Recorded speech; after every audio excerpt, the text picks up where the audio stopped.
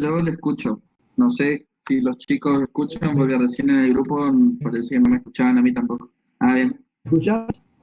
Sí, sí, se le escucha, se le escucha. Sí, Yo, se le escucha. bueno, mientras tanto, fíjate, sí, fíjate si Al parecer están se escucha un poquito cortado, pero se lo escucho. igual con los chicos.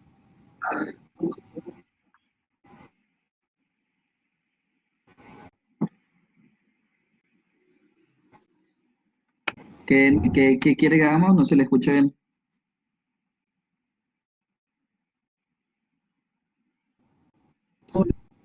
¿De dónde se cortó? Ah, bien, ya, perfecto. Ahí ya hablo con los chicos.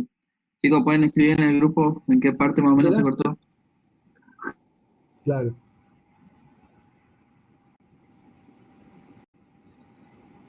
Está en la diapositiva acá. Está, Perdón, vos primero, ¿estás viendo la ahora sí. pantalla? ¿Estás viendo la pantalla? Sí. No, no se ve la pantalla. Ahí,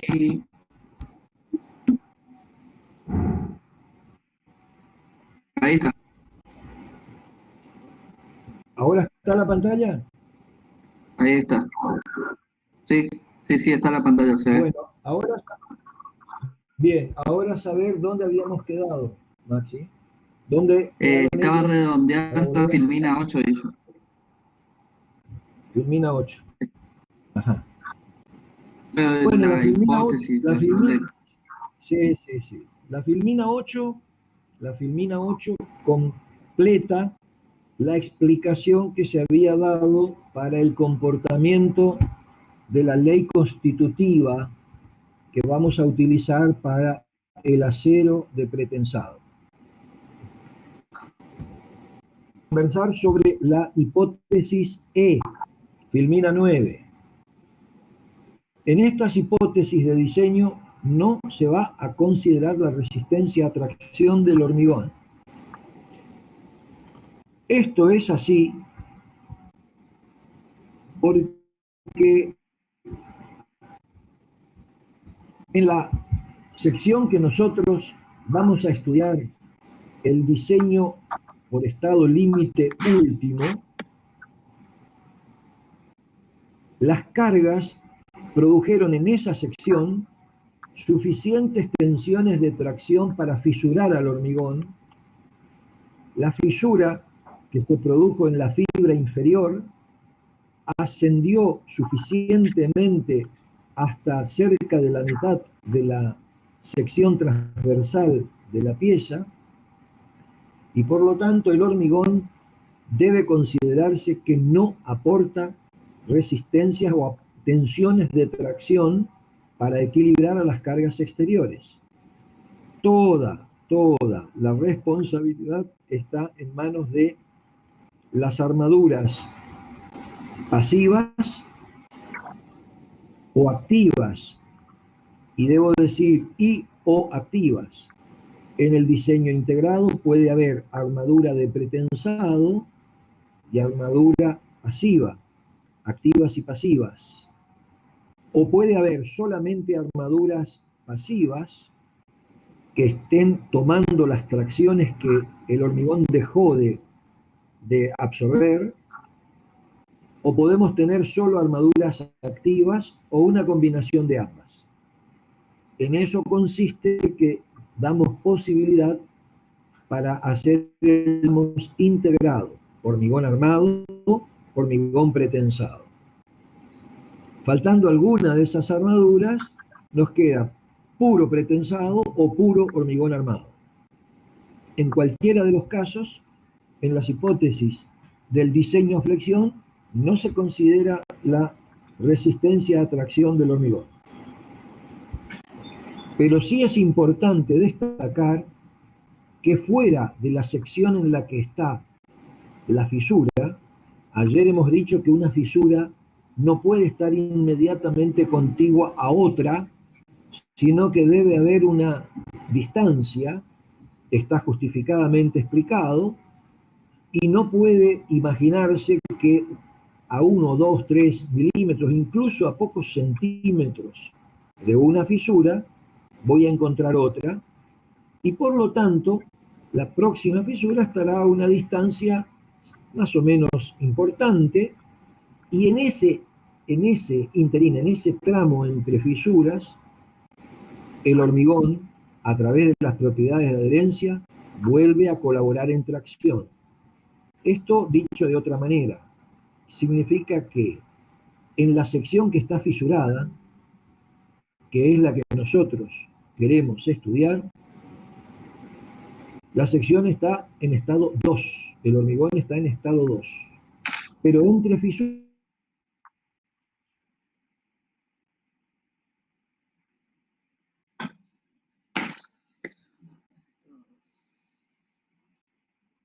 hormigón en tracción.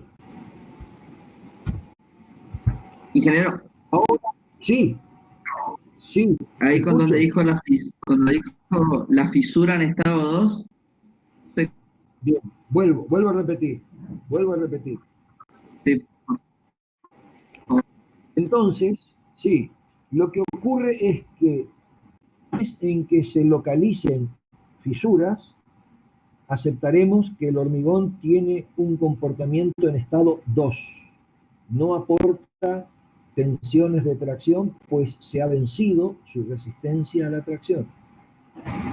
Entre secciones, entre fisuras, el hormigón es plenamente colaborativo, pues las propiedades de adherencia restituyen la colaboración a tracción del hormigón. Bueno, ese es un dato a tener presente, por lo menos por ahora, pero nuestro análisis se concentra en las secciones fisuradas. El diseño a flexión está pensado para una sección que está en estado 2, es decir, está fisurada. Después de haber tratado de abordar la relación constitutiva de los aceros, nos enfrentamos con la necesidad de afrontar la relación constitutiva tensión-deformación del hormigón en la zona en que se encuentra comprimido. Y el problema está en que no conocemos cuál es su verdadera distribución. La distribución de tensiones no se la conoce con precisión. Y ese es un problema que impide que en los cálculos operativos, es decir, el trabajo para resolver estructuras cotidianamente, tengamos que recurrir a algún tipo de simplificación o aproximación. Una para adelante para mostrar lo que sucede. Estamos en la situación de definir las hipótesis. Hemos dicho que en 3 por 1000 tenemos la deformación última, que puede experimentar la fibra extrema de hormigón, y esta condición es la que asegura que se pone en falla la sección transversal de esta sección rectangular que estamos estudiando. Eso ocurre ciertamente en una sección que está fisurada. Por esa razón se anulan, se desconsideran, se desprecian las tensiones de tracción que estarían en esta parte, y por eso el punteado, no son colaborantes. Sí lo serán las armaduras pretensadas, cuyo baricentro se ubica en esta posición, y las armaduras pasivas, cuya posición se puede localizar en esta posición. Vale la ley del plano, que permite relacionar deformaciones a cualquier altura, desde el eje neutro hacia la zona comprimida, desde el eje neutro hacia la zona traccionada, y este es un diagrama de deformaciones. En cambio, este es el diagrama de tensiones normales en la zona comprimida del hormigón. Arranca en 0, cuando las deformaciones son 0, y después va creciendo progresivamente como van creciendo estas deformaciones. Y entonces la distribución de esas tensiones normales se sabe que llega a un valor máximo y después retrocede hasta que en ese momento sacamos una foto para el 3 por 1000 y se produce la falla. Esta es una imagen de la distribución no conocida de tensiones normales en el hormigón.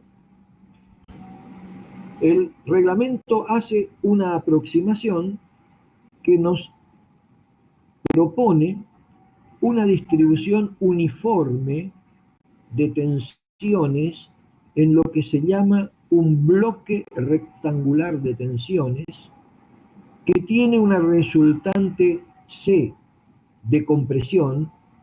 Tensiones normales actúan perpendiculares a esta sección en todas estas fibras, y si integro esas tensiones normales sobre toda la zona comprimida, lo que voy a obtener es una resultante C de compresión. La resultante C de compresión real es la que corresponde a la distribución real de tensiones de compresión que en general no conocemos. Entonces se hace es, voy a definir un bloque rectangular con un valor uniforme, de manera tal que antes de ese bloque coincida en magnitud con la del bloque real, y que la posición, a su vez, de esa fuerza resultante sea la misma en la distribución real que no conozco que en la distribución ficticia o aproximada, rectangular y uniforme que voy a adoptar. Pero ¿cómo va a ser? Pero lo que voy a hacer es muchos ensayos experimentales, procurando con 50, 100 veces repetir ensayos, y voy a identificar por procesamiento numérico en laboratorio tanto los valores de la fuerza de compresión que arroja cada ensayo como su posición respecto de la fibra más comprimida. Es decir, voy a hacer una gran cantidad de ensayos experimentales y eso me va a permitir encontrar la fuerza de compresión equivalente en magnitud, que es C, y la posición que coincida con la de la distribución real, lo que me va a obligar a poner una magnitud para el valor de la tensión y una magnitud para esta llamada profundidad del bloque rectangular de tensiones, que se va a llamar profundidad A, y que difiere de la profundidad C, que es la profundidad del eje neutro de deformaciones. ¿Sí? El eje neutro está denominado con una profundidad, entendiendo que es la distancia que va desde la fibra más comprimida hasta la fibra de deformación nula. Por eso este diagrama de tensiones reales se corresponde con este eje neutro. En cambio, el bloque rectangular tiene una profundidad A, que es alguna constante experimental multiplicada por C. Bueno, repito, la ley constitutiva de comportamiento en la zona comprimida que le vamos a aplicar al hormigón es una aproximación que para el reglamento CIRSOC 201, que copia lo que proporciona el ACI 318, es un bloque rectangular que tiene una magnitud de 0,85 del valor de la resistencia a la compresión, nominal o especificada, que ya sabemos que es la de cálculo, un 15% menos, se le aplica entonces el 85% de F'C en una altura a profundidad del bloque de tensiones, que se obtiene como el valor de la profundidad del eje neutro real del eje neutro de deformaciones, multiplicado por una constante experimental. Sí, repito, te escucho. Cuando dijo en una altura dijo recién y se cortó un ratitito. Bueno, repito, el bloque rectangular de tensiones que adopta el bloque rectangular de tensiones que adopta el reglamento SIRSOC tiene por magnitudes para las tensiones 0,85 de F'C y para la profundidad de ese bloque rectangular una magnitud A igual a el valor de la profundidad del eje neutro C multiplicada por un coeficiente experimental menor que la unidad, como ustedes ven, origina una magnitud A que es menor que C. Entonces, beta 1 es un valor de magnitud menor que la unidad. Estas son las dos hipótesis que están combinadas. Vuelvo un poquitito a la F, la leemos y dice la intuitiva tensión de formación del hormigón en compresión. Digo yo, no se la conoce, pero puede ser rectangular, trapezoidal, parabólica o de cualquier forma que realice una predicción de la resistencia. ¿Sí, Maxi? ¿Escucho? Sí, ingeniero, se le escucha. Bien, en una predicción de la resistencia que coincida en forma sustancial con los resultados de los ensayos. Bueno, entonces, lo que estamos haciendo es esto, algo que habíamos comentado. Cualquier distribución, en particular una rectangular, pero puede ser una trapezoidal, puede ser una como la que usan los europeos, que es un tramo de parábola y un tramo de rectángulo, diagrama parábola-rectángulo le llaman ellos, tal que, y esta es la condición, haya coincidencia con los resultados experimentales, quiere decir que la resultante C de este simplificado coincida con la resultante C de este bloque real. Y este bloque real se evalúa con ensayos, muchos ensayos, y entonces con promedios estadísticos se llega a valorar qué magnitud para el SIRSOC que elige este bloque rectangular debe tener la tensión y cuál es la profundidad, que estaría en la mitad de A, en la mitad de la, es un bloque rectangular, y esta magnitud A sobre 2 tiene que coincidir con C sobre 2. No con C sobre 2, perdón, con la posición de la resultante experimental de la fuerza C en la zona comprimida real del hormigón. Algo así es en el texto de esta hipótesis G, que la paso a leer. Para el reglamento SIRSOC 201, el exterior se considera satisfecho por una distribución rectangular de tensiones de compresión en el hormigón de valor 0,85 de F', 0,85 de F'C.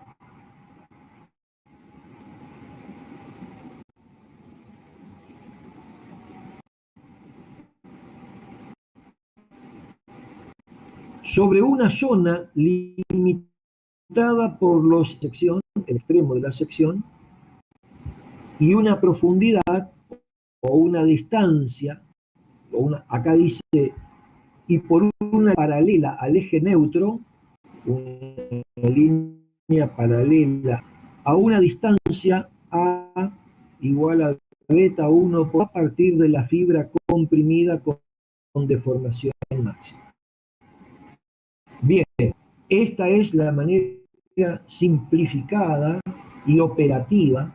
Operativa quiere decir para los cálculos, muchachos, chicas, para los cálculos que utiliza el reglamento, y entonces no solamente una ley constitutiva, sino que hay una expresión analítica que nos da por el comportamiento de una supuesta ley constitutiva del hormigón en compresión.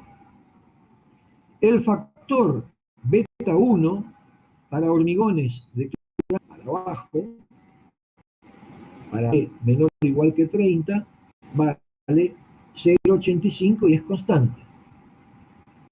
Pero cuando trabajemos con hormigones de calidad clase 30 para arriba, digamos 35, 40, etcétera, tiene una función analítica, una función que va desde 0,85, calidad del hormigón va disminuyendo hasta un valor tope de 0,65. Eso es ni más ni menos lo que hace esta expresión de beta 1, que está extraída del reglamento, y que dice 0,85 menos, cuando beta 1, vamos a suponer, voy a hacer un ejemplo, simplificado numéricamente, que tenga un hormigón de clase H42.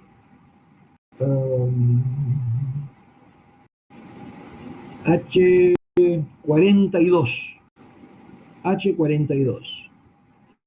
Entonces, el valor de beta 1 para un H42 vale 0,85 menos 0,05 por el valor de la compresión 42 menos 30 da 14. Ahí hice mal. Debería ser 44. 44 menos 30 me da 14. Al dividir por 7 me da un numerito redondo. Tengo 44 menos 30, 14, 2. 2 por 0,05 da 0,10. El valor de beta 1 para un H44 sería de 35. Bueno, a medida que entonces aumenta la calidad del hormigón, este beta 1 hace que se va para arriba. La resultante tiende a irse más para arriba a medida que aumenta la calidad del hormigón. Pero no se puede ir tan arriba, dado que el tope es 0,65. Si hacemos la cuentita y ponemos que este resultado de 0,65, saquen ustedes la cuenta de para qué hormigones, hasta qué calidad proporcionada esta expresión. Pero debe ser algo así como que si esto me descuenta 10 centésimas, para que me descuente décimas tendré que tener en esta algo así como 28. Para que 28 dividido 7 me dé 4, 4 por 0,5. Bueno, y entonces el F' por arriba de 30 va a ser algo así como 64 megapascales, H64 o H60, por ahí, por ahí. De todas maneras, no son que estaremos usando nosotros en forma práctica, en forma cotidiana en nuestra región. Si logramos hormigones H35, estaremos muy satisfechos en la medida en que no tengamos que recurrir a hormigones de formulaciones especiales, que son los únicos que permiten obtener hormigones de alta calidad, particularmente en una región donde usamos áridos muy lajosos, como son los agregados basálticos. Bueno, entonces esta es la última hipótesis de las que tenemos, y las resumimos. Ingeniero. Sí, Maxi. En una región donde usamos. Sí, repito. Donde dijo en una región donde usamos, se cortó. Sí, en esta región es difícil obtener hormigones normales, es decir, sin dosificaciones con adiciones especiales, como son las que permiten obtener hormigones de altas calidades. Normalmente en el mercado local, regional, lo más habitual es obtener, esto lo podemos consultar con el ingeniero Krinsuk y también con el ingeniero Pisuti, y con el ingeniero, cuáles son los hormigones que, por ejemplo, máximo han visto desde la planta que tenemos en Oberá. En general les digo que no llegaríamos a proveer hormigones H40. Entonces, H40 porque en realidad hay algunos problemas para generar hormigones de alta calidad con los áridos que nosotros usamos porque son muy lascosos y demandan muy lascosos, y esas propiedades que tiene el árido grueso, a diferencia de los agregados graníticos que tienen en la trituración configuraciones algo más redondeadas, algo menos filosas, algo menos lajosas también.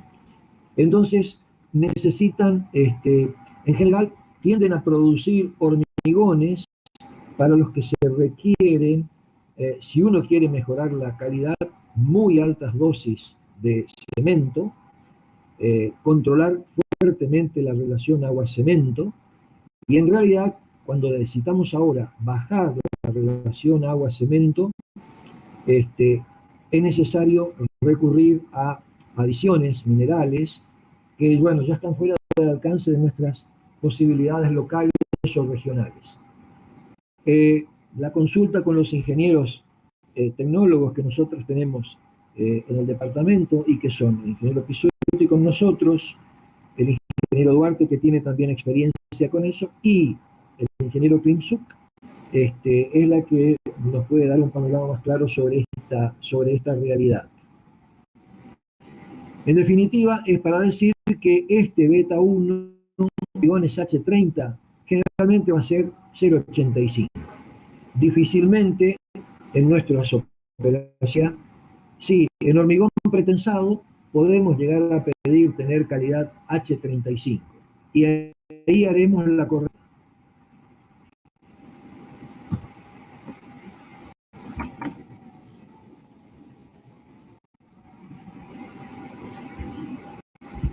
Bueno, vamos a pasar ahora a hablar de el comportamiento de un elemento estructural que, como ya hemos dicho anteriormente, el de referencia, el elemento estructural de referencia para nuestros análisis va a ser una viga simple, una viguita simple, mente apoyada, una estructura isostática, y de manera complementaria para algunas cuestiones de conceptos, pero con mucho menos intensidad de uso durante las explicaciones en este curso, vigas continuas. Y entonces vamos a tener en general a mano una viga continua simplificadamente de hasta 2 tramos. Bueno, entonces ahora vamos a hablar de lo que es una gráfica momento-curvatura. Así como en una barra, cuando la ley de Hooke, seguramente una manera de presentar la ley de Hooke era la famosa barra sometida a tracción, podíamos construir una curva demanda-respuesta. ¿Qué es una curva demanda-respuesta? La curva de demanda es la carga, que es la que está actuando sobre la barra, o la vamos a hacer actuar sobre la barra, y la barra responde. ¿Con qué responde? Con ¿qué deformación? Una elongación, si la estamos traccionando. Entonces la barra se elonga, se estira. La fuerza P la podemos convertir en tensión si dividimos la fuerza P por el área de la sección transversal. Y la de elongación delta L, la respuesta a la acción, a la demanda, la respuesta es una deformación que se convierte en deformación delta L, la dividimos por L, una longitud de referencia. Pero quedémonos con una gráfica P delta L. Y entonces ustedes ya saben que esa es una manera de representar la acción y la respuesta en un elemento estructural sometido a carga axial. Entonces se representa bien con una gráfica carga-deformación. ¿Qué pasa si ahora queremos estudiar el comportamiento de un elemento estructural sometido a flexión? Entonces, en lugar de la carga axial, ahora un momento flector. Y entonces, la respuesta del elemento estructural es a través de una rotación unitaria, que es la respuesta a un momento, que se va a llamar curvatura y que vamos a tratar de mostrarla. Esquema, bueno, a ver qué es la definición de curvatura. Esta porción de un tramito diferencial de X de una viga sometida a flexión, por este lado, tiene flexión por este.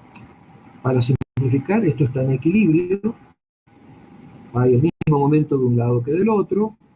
En este esquemita que de alguna bibliografía habremos rescatado en algún momento, y entonces hay fuerza axial, de manera tal que esta pieza está sometida a flexión, flexocompresión. Cuando está actuando la deformación por flexión, las secciones contiguas experimentan una rotación que, si nosotros extendemos las perpendiculares a la sección en cantos, en su encuentro nos queda definido el ángulo θ, que sería la rotación experimenta la sección desde la sección inicial a el final del tramo de longitud diferencial de X. Si nosotros dibujamos en correspondencia con esto el plano de deformaciones provisto por esta flexión, aquí están las deformaciones en el hormigón, epsilon C, las deformaciones en las armaduras, aquí aparece agregado una armadura en la zona comprimida, cosa que está bueno contar que nos vamos a encontrar con esas situaciones, disposición de armadura también en las zonas comprimidas, y lo que vamos a decir, bueno, acá está marcada, que, a ver, la profundidad del eje neutro está nominado con esta cota KD, y entonces lo que vamos a definir como curvatura es, naturalmente, θ, se mide en unidades de radianes. Esta distancia R al eje neutro, desde el centro de rotación, es el radio de curvatura. Se mide al eje neutro. Y si dividimos el ángulo por la longitud, lo que vamos a obtener es una magnitud que es radianes por metro. Bueno, precisamente radianes por metro da origen a este parámetro que vamos a llamar de ahora en adelante curvatura. Es la rotación por unidad de longitud producida por la flexión, la definición de curvatura. Esto no nos importa tanto ahora, pero sí podemos decir que este ángulo phi, mismo ángulo θ, dividido diferencial de X, que nosotros podemos utilizar y vamos de hecho a utilizar, y esta curvatura se mide en las mismas dimensiones que acabamos de decir, radianes por metro, radianes por unidad de longitud. Si este es el ángulo, es claro que esta relación para deformaciones de pequeña magnitud, de pequeño orden, vale lo siguiente, que el ángulo θ, el ángulo phi, que de este ángulo phi es epsilon c sobre KD. Y KD es lo que hoy estábamos llamando profundidad del eje neutro. ¿Sí? Entonces, y también ángulos semejantes la curvatura es la relación entre E dividido esta magnitud. Esa magnitud aquí no está mostrado, pero sería de la distancia que va desde el baricentro de la armadura más comprimida. Y si le descuento C, tengo esta profundidad. Entonces la curvatura en este esquema del plano de deformaciones de la sección transversal está dada tanto por epsilon C sobre C o epsilon S sobre D menos C.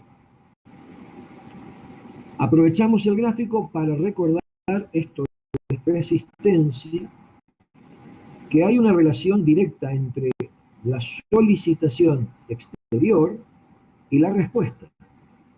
Esta es la solicitación exterior, esta es la respuesta. Si pasamos la rigidez multiplicada al otro miembro, se ve un poquitito mejor que el momento produce una curvatura que va a estar determinada por el grado de rigidez de esa sección. Esto quiere decir, si pasa el denominador al otro lado, si aumento el momento, siendo esto constante, va a aumentar la curvatura, que es lo que esperamos que suceda. Hemos comentado que es el momento curvatura, mφ, este φ pretende ser este mismo φ de acá, en una sección.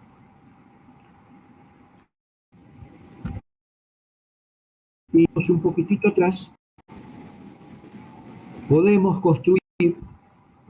construir un gráfico, así como podíamos construir un gráfico de delta L contra P en una barra sometida a carga axial, ahora en una viga sometida a flexión, en la sección de una viga sometida a flexión, podremos construir una curva, unas gráficas de curvatura y momento flector solicitante, siendo esta la acción demandante y esta la respuesta.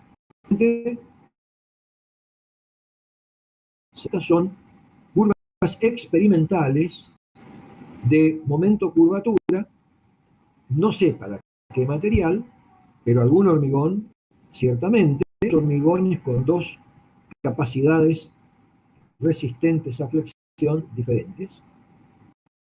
Y esto nos lleva a decir que bajo una curvatura que queda debajo de ella, ¿qué nos daría? Lo mismo que en una probeta de hormigón sometida a carga axial de compresión o en una probeta de acero sometida a tracción, carga axial, donde teníamos la carga P o N, y acá teníamos las deformaciones delta L. Entonces, lo que nos quedan con curvas que van a ser específicas de cada una de esas solicitaciones es una curva de energía. El área bajo las curvas momento curvatura, pero también bajo las curvas carga deformación, lo que nos está dando idea de deformación acumulada dentro del material hasta un instante antes de la falla. Es una deformación, una energía de adaptación elástica que queda dentro de los materiales que están resistiendo esa solicitación. En el momento en que se produce la falla, claro, se libera esas energías, y eso es lo importante a tener en cuenta también, y que está dicho acá. mφ permite visualizar rápidamente qué tan dúctil y resistente es una sección. La ductilidad por la mayor capacidad de deformación, y en forma correspondiente correspondiente, el de energía elástica de deformación que tengamos bajo esta curva, y va a estar dada por un mayor, esta otra gráfica, las que a lo mejor tienen la misma área, pero en general, resistencia, dando la ductilidad, el concepto de la mayor deformabilidad que pueda conferirle en general las armaduras al elemento estructural. La ductilidad está asociada con las más altas de deformación. Las proporcionan los aceros. En este caso, esta sección tiene cierta ductilidad, aunque ganancia en resistencia. Repito, curvas, momento, curvatura.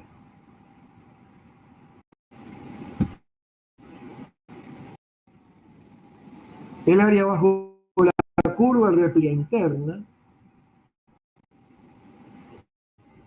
la parte bajo la región elástica es la energía de deformada, bueno, mientras el área bajo la región de postfluencia corresponde a la energía disipada de formaciones plásticas. A ver, estos conceptos nos llevan a lo siguiente.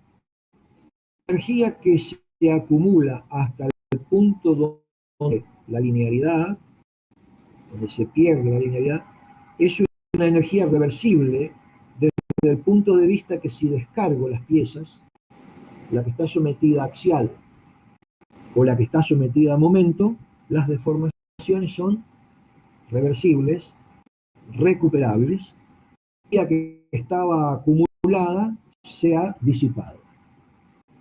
El resto de la energía que sigue en la zona ya anelástica va en deformaciones plásticas. Y si nosotros descargamos la pieza, una parte de la energía, porque hay una especie de recomposición elástica que siempre ocurre, y hay deformaciones predominantes, y de eso habla de la conversión de la energía interna en deformaciones plásticas. No es lo más importante para nosotros, pero en este punto, la zona de diseño de las secciones de vigas y losas estará dentro del rango elástico. En general, bajo cargas de servicio, las deformaciones, curvaturas, estarán dentro del rango, dado que si a la zona inelástica, los aceres plásticas permanentes, y eso está fuera del diseño convencional.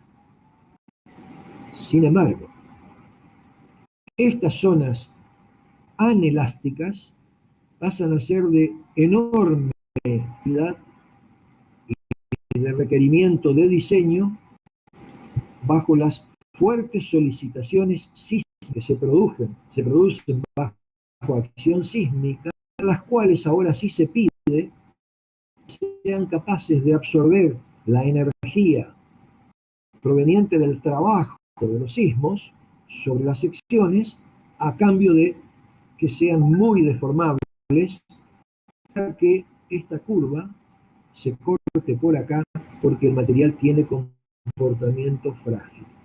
Entonces, toda esta otra energía que está provista con alta ductilidad no va a ser usada por nosotros en general, pero sí en el diseño sísmico pasa a ser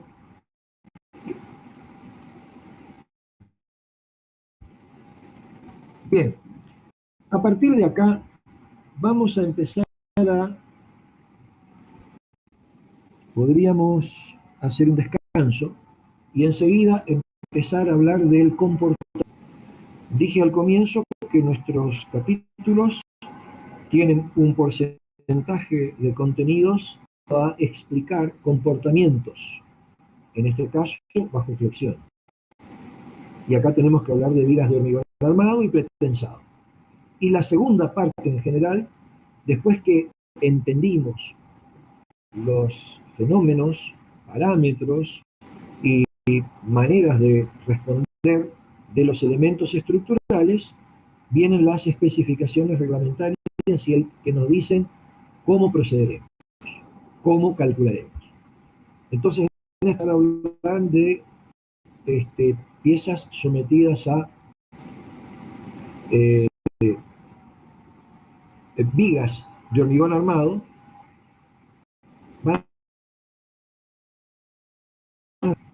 imaginario, en el laboratorio al pie de nuestras aulas, en el patio de cargas, imaginaremos la reproducción con unas vigas de hormigón armado y después una viga pretensada. E intentaremos hacer una simulación virtual del comportamiento de esta viga desde que la empezamos a cargar hasta su rotura. Eso lo haremos en unos 10 minutos, si contamos a partir de, tengo en mi reloj, las 17:02, alrededor de las 10 minutos, continuamos.